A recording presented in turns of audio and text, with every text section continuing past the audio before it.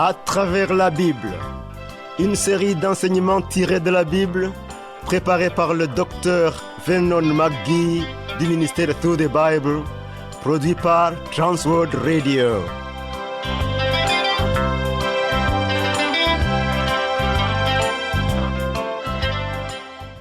Réalisation Abdoulaye Sango, présentation Marcel Mondiou-Do. Bonne écoute à tous. Bénissons Dieu par nos cantiques, c'est sa main qui nous a fait naître. Nous sommes son peuple à jamais, le troupeau que le seul doit paître. L'étude à travers la Bible que nous suivons est tirée de l'épître Romains 6, versets 13 à 23. Note nos points de correspondance que voici. Visitez-nous à l'adresse suivante: Transworld Radio Burundi, Rohero, avenue de la JRR, numéro 27, Bujumbura. Vous pouvez aussi nous contacter via WhatsApp, SMS, appel au numéro 71 650 650. Email twrburundi@gmail.com. YouTube, Facebook, Twitter, TWR Burundi. Retournons au pied de l'apôtre Paul. Précédemment, dans le programme 434, nous avons vu la justification, base de la sanctification. Cette fois, Paul va nous parler de la mise en pratique de la sanctification. Nous avons vu, comme je l'ai dit la dernière fois, que la sanctification concerne d'abord notre position. Il nous faut savoir comment Dieu s'y prend pour faire d'un pécheur la personne qu'il désire. Quand la justification l'a simplement déclaré juste en ôtant la culpabilité du péché, elle n'a rien changé dans sa vie. Il est toujours le même pécheur. Maintenant, le croyant doit savoir qu'il a été enseveli avec Jésus-Christ et qu'il est ressuscité avec lui. Dieu veut qu'il vive dans la puissance du Saint-Esprit. Le croyant est uni au Christ vivant. Il doit considérer cette réalité et compter sur elle. Il doit croire que c'est vrai. Vois-tu, Dieu nous a sauvés par la foi. Et nous devons vivre par la foi. Plusieurs d'entre nous, et celui qui te parle en ce moment, ont cru en lui pour la justification. Mais est-ce que nous lui faisons confiance dans notre vie quotidienne, notre vie de chaque jour? Il nous faut vivre par la foi. Maintenant, nous arrivons à ce qui est profondément pratique. Nous devons nous donner à Dieu. Toi et moi, donnons-nous à Dieu. Romains chapitre 6, verset 13. Ne livrez pas vos membres au péché comme des instruments d'iniquité, mais donnez-vous vous-même à Dieu comme étant vivants de mort que vous étiez et offrez à Dieu vos membres comme des instruments de justice. Voilà. Livrer est le même mot que offrir dans Romains 12, verset 1. Je vous exhorte donc, frères, par les compassions de Dieu, à offrir vos corps comme un sacrifice vivant, saint, agréable à Dieu, ce qui sera de votre part un culte raisonnable. Tu vois, cela revient à nous consacrer à Dieu pour le servir. Consacrons-nous à Dieu. Consacrons-nous à Dieu. L'idée d'une vie livrée, d'une vie offerte paraît insipide, sans valeur pour beaucoup. Nous parlons de livrer notre vie et en même temps de vivre une vie victorieuse. Et ces deux expressions semblent être en contradiction. Je préfère le verbe offrir. Disons, n'offrez pas vos membres au péché comme des instruments d'iniquité. Notre problème consiste dans le fait que nous cédons à notre vieille nature. Par un acte de volonté, nous devons nous offrir à Dieu pour accomplir sa volonté au moyen de notre nouvelle nature. Je répète, que par un acte de volonté, de manière volontaire, nous devons nous offrir à Dieu pour accomplir sa volonté au moyen de notre nouvelle nature. Regarde, une petite fille est tombée de son lit une nuit et s'est mise à pleurer. Alors, sa mère se précipita dans sa chambre, l'a prit et l'a remise au lit et lui a dit « Mais ma chérie, pourquoi es-tu tombée du lit ?»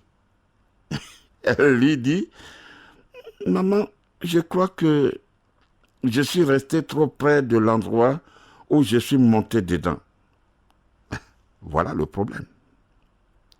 Voilà le problème de beaucoup d'entre nous et voilà pourquoi beaucoup tombent, cher ami. C'est parce que nous cédons à notre ancienne nature. Elle est restée tout près du bord. Tu vas tomber. Nous suivons les désirs de cette vieille nature. C'est là notre problème. Bien que nous ne nous débarrasserons pas de cette vieille nature dans cette vie, la Bible nous exhorte. Elle nous dit, donnez-vous vous-même à Dieu. La Bible t'exhorte, elle m'exhorte, elle nous dit, donnez-vous vous-même à Dieu. Tout comme tu cédais autrefois au péché, tu dois céder à Dieu comme étant vivant, de mort que tu étais. Vous êtes désormais vivant en Christ. Tu possèdes une nouvelle nature. Tu es né de nouveau. L'expression « et offrez à Dieu vos membres comme des instruments de justice » concerne des domaines bien précis. En quoi consiste ton problème, cher ami? Quel est ton problème? Je sais en quoi consiste moi, mon problème. Quel est le tien? Quel qu'il soit, remets-le à Dieu. Est-ce un mauvais caractère?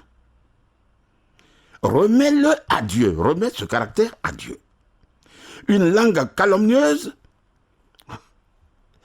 Au lieu de vouloir parler en d'autres langues, demandons au Seigneur plutôt de diminuer les bavardages inutiles.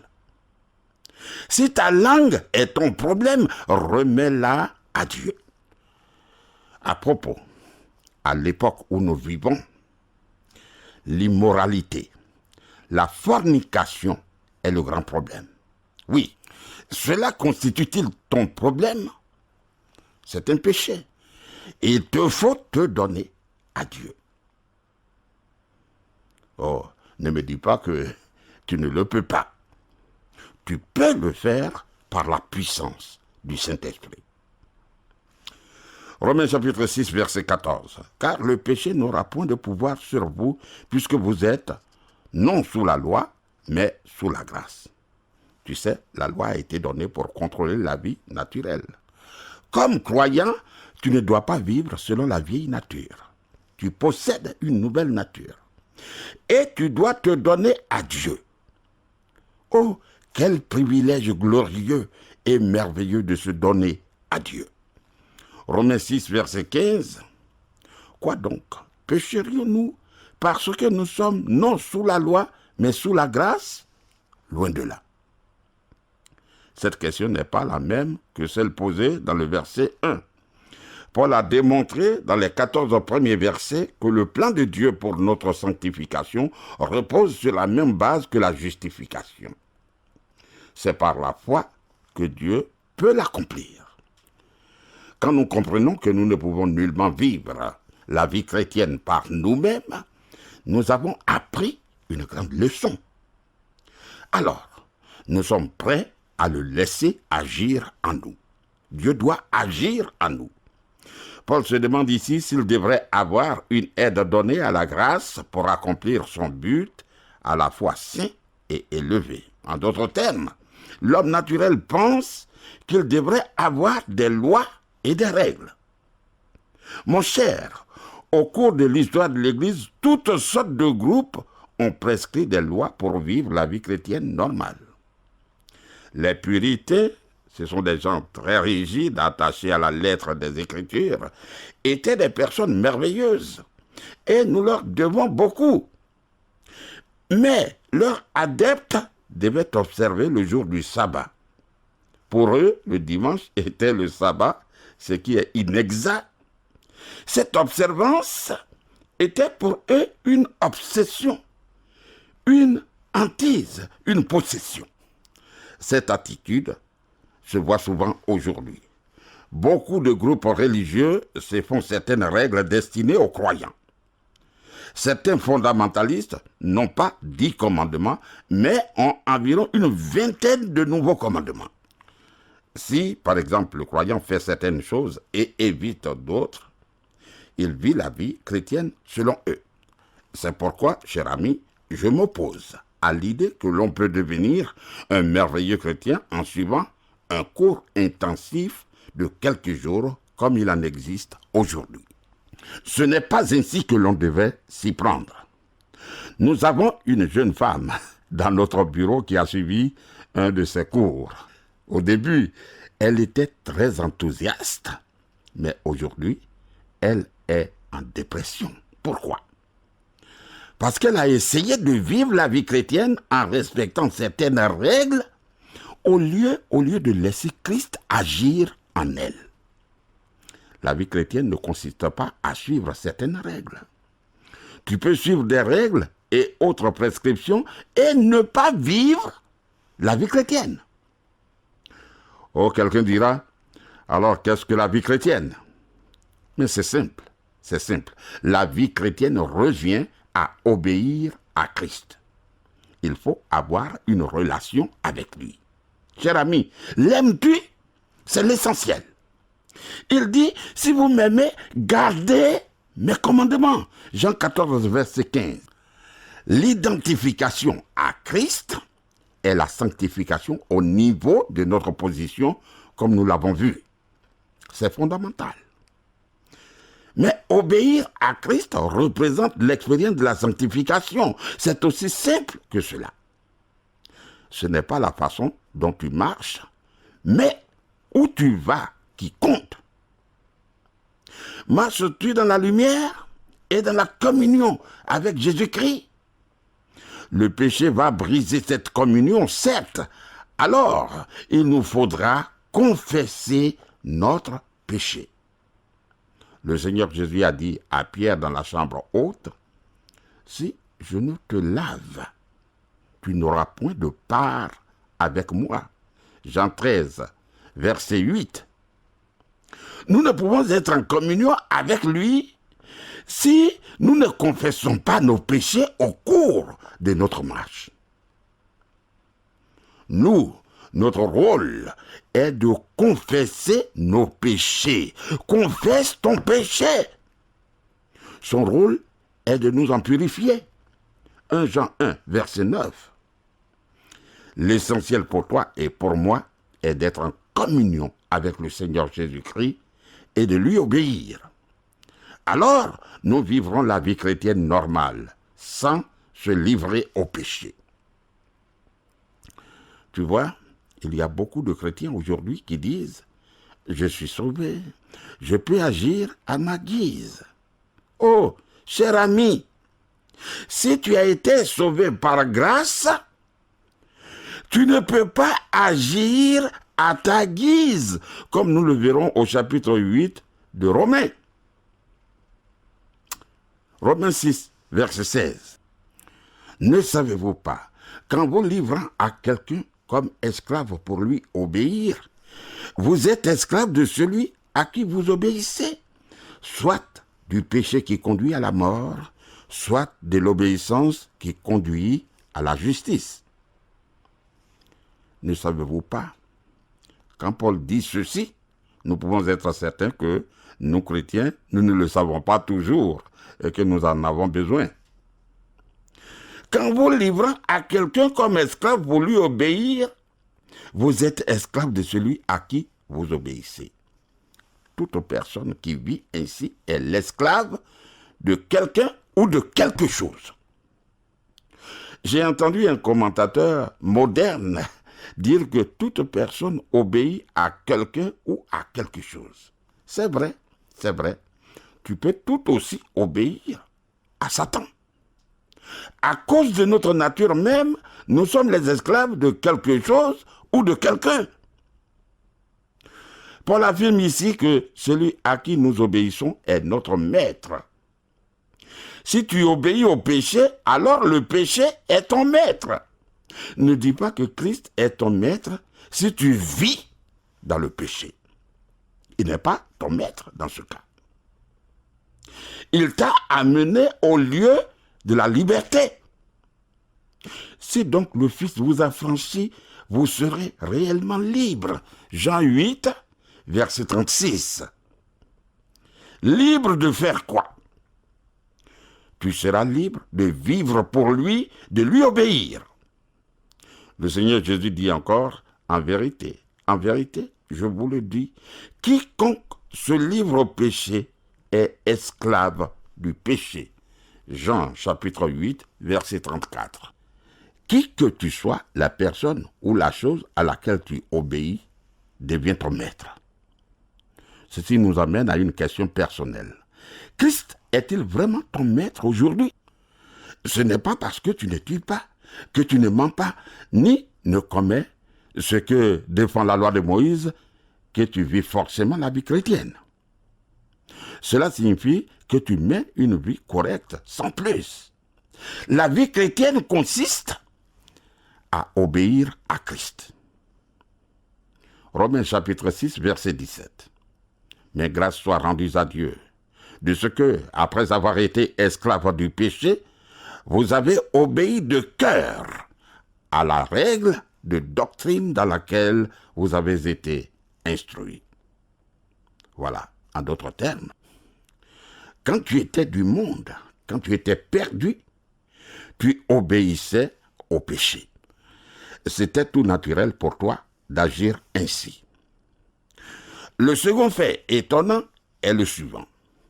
La nouvelle nature ne dispose en elle-même d'aucune puissance. Je répète que le fait d'être chrétien maintenant, ta nouvelle nature ne dispose pas en elle-même de puissance. C'est là où la majorité d'entre nous se trompe. Nous pensons que puisque maintenant nous sommes chrétiens, nous pouvons tout accomplir. C'est faux, c'est faux. Nous sommes tout aussi faibles qu'avant. C'est pourquoi il nous faut marcher par la foi et par la puissance du Saint-Esprit. Seul l'Esprit de Dieu peut produire la vie chrétienne comme nous le verrons. Romains chapitre 6, verset 18. Ayant été affranchis du péché, vous êtes devenus esclaves de la justice. Alléluia. Nous avons été libérés. En d'autres termes, Dieu nous a donné la possibilité de vivre la vie chrétienne. Cela ne signifie pas que le péché a été ôté, a été enlevé de nous. Cela veut dire que maintenant nous pouvons vivre pour Dieu. Romains chapitre 6, verset 19. Je parle à la manière des hommes à cause de la faiblesse de votre chair. De même donc que vous avez livré vos membres comme esclaves à l'impureté et à l'iniquité pour arriver à l'iniquité, ainsi maintenant, livrez vos membres comme esclaves à la justice pour arriver à la sainteté. Voilà, Paul explique ici, je crois, pourquoi il emploie le terme esclave. Dans le dernier verset, il s'excuse presque de l'employer. L'esclavage était courant dans l'Empire romain. La moitié des 120 millions d'habitants de l'Empire romain étaient esclaves. Un grand nombre de chrétiens étaient esclaves. La petite épître de Paul à Philémon révèle que la liberté était un bien prisé et difficile à obtenir. Maintenant, Paul utilise cette métaphore familière qu'il décrit comme la manière des hommes de s'exprimer. Il ne veut pas dire qu'il ne parle pas sous l'inspiration de Dieu, mais il s'exprime d'une manière que nous pouvons comprendre. Grâce au fait que Paul s'exprime à la manière des hommes, nous pourrons saisir que nous sommes des esclaves, toi et moi. Regarde, les chefs religieux ont été choqués quand le Seigneur a dit qu'ils étaient esclaves du péché. Rappelle-toi que le Seigneur Jésus a dit aux Juifs qui croyaient en lui, « Si vous demeurez dans ma parole, vous êtes vraiment mes disciples. Vous connaîtrez la vérité et la vérité vous affranchira. » Ils lui répondirent, « Nous sommes la postérité d'Abraham et nous ne fûmes jamais esclaves de personne. Comment dis-tu, vous deviendrez libres ?» En vérité, je vous le dis, leur répliqua Jésus, « Quiconque se livre au péché est esclave du péché. » Jean 8, versets 31 à 34. Oh, combien d'hommes et de femmes aujourd'hui sont esclaves du péché? Considérons la situation tragique des jeunes qui se sont rebellés contre les règles et les valeurs traditionnelles et ont été détruits par la drogue et l'alcool. Aujourd'hui, l'on peut être libéré des règles et des prescriptions d'un groupe, mais si l'on ne se tourne pas vers Jésus-Christ, on peut tomber lamentablement. Ce qui se produit dans nos sociétés aujourd'hui est une des situations les plus tristes de notre époque. Le Seigneur Jésus affirme que lorsque l'on commet le péché, on devient esclave du péché. Romains 6, verset 20, « Car lorsque vous étiez esclave du péché, vous étiez libre à l'égard de la justice. » C'est-à-dire, tu ne pensais pas à servir Christ. Cela ne t'intéressait pas. Romains 6, verset 21, « Quels fruits portiez-vous alors ? Des fruits dont vous rugissez aujourd'hui, car la fin de ces choses, c'est la mort. » Tu n'étais pas seulement libre par rapport à Christ, mais tu étais stérile. Tu ne portais aucun fruit. Tu agissais à ta guise. Le seul fruit que tu produisais était la honte. En réalité, ce n'était pas une liberté réelle, c'était plutôt de la débauche. Veux-tu retourner à cette ancienne vie? Je reçois des dizaines de lettres de jeunes qui se sont tournés vers Jésus-Christ. Ils ont honte de leur ancienne vie. Quand tu sombres dans le péché, as-tu le cœur brisé? La différence entre un enfant de Dieu et un enfant du diable est que l'enfant du diable aime accomplir la volonté du diable, tandis que pour l'enfant de Dieu, c'est un véritable déchirement quand il pêche. Romains 6, verset 22. Mais maintenant, étant affranchis du péché et devenus esclaves de Dieu, vous avez pour fruit la sainteté et pour fin la vie éternelle. L'apôtre présente aux croyants la perspective glorieuse et heureuse qui est la leur comme esclaves de Dieu. Ils sont libérés du péché qui conduit à la mort et leur fruit demeurera pendant toute l'éternité. Romains chapitre 6, verset 23. Car le salaire du péché, c'est la mort, mais le don gratuit de Dieu, c'est la vie éternelle en Jésus-Christ, notre Seigneur. Oh, le diable est le trésorier et il veillera à ce que tu sois payé. Mais si tu travailles pour lui, le salaire, c'est la mort. Si tu travailles pour le diable, ton salaire, c'est la mort. En revanche, le don gratuit de Dieu, c'est la vie éternelle. Et alors, tu recevras ce don par la foi. Tu es sauvé par la foi. Tu dois vivre par la foi. Tu dois marcher instant après instant par la foi. Tu ne dois plus vivre pour Dieu par toi-même. Cela exige de dépendre constamment de lui et d'avoir le regard fixé sur le Seigneur Jésus-Christ par la puissance de l'Esprit. Amis, nous ne pouvons plus agir à notre guise, selon notre volonté. Donnons notre volonté à Dieu. Laisse-moi reprendre la lecture de quelques versets de ce texte que nous venons de voir. Romains chapitre 6, à partir du verset 16. Ne savez-vous pas qu'en vous livrant à quelqu'un comme esclave pour lui obéir, vous êtes esclave de celui à qui vous obéissez, soit du péché qui conduit à la mort, soit de l'obéissance qui conduit à la justice? Mais grâce soit rendue à Dieu de ce que, après avoir été esclave du péché, vous avez obéi de cœur à la règle de doctrine dans laquelle vous avez été instruits. Ayant été affranchis du péché, vous êtes devenus esclaves de la justice. Je parle à la manière des hommes, à cause de la faiblesse de votre chair. De même donc que vous avez livré vos membres comme esclaves à l'impureté et à l'iniquité pour arriver à l'iniquité, ainsi maintenant livrez vos membres comme esclaves à la justice pour arriver à la sainteté.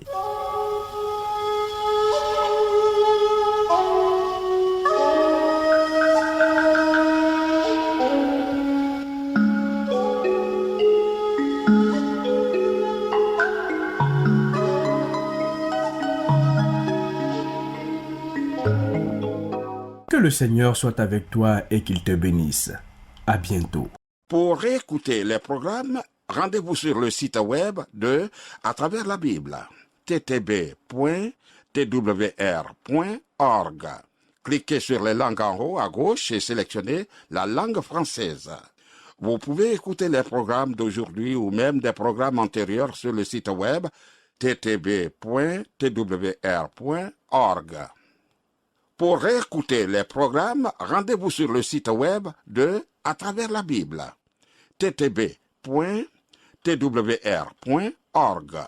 Cliquez sur les langues en haut à gauche et sélectionnez la langue française. Vous pouvez écouter les programmes d'aujourd'hui ou même des programmes antérieurs sur le site web ttb.twr.org.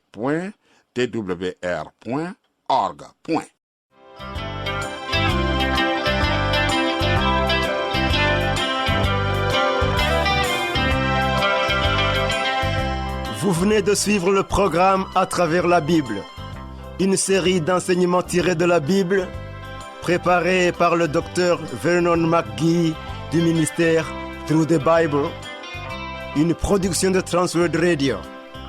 Visitez-nous à l'adresse suivante: Transworld Radio Burundi, Rohero, avenue de la JRR, numéro 27, Bujumbura. Vous pouvez aussi nous contacter via WhatsApp, SMS, appel au numéro 71 650 650. Email twrburundi@gmail.com. YouTube, Facebook, Twitter, TWR Burundi.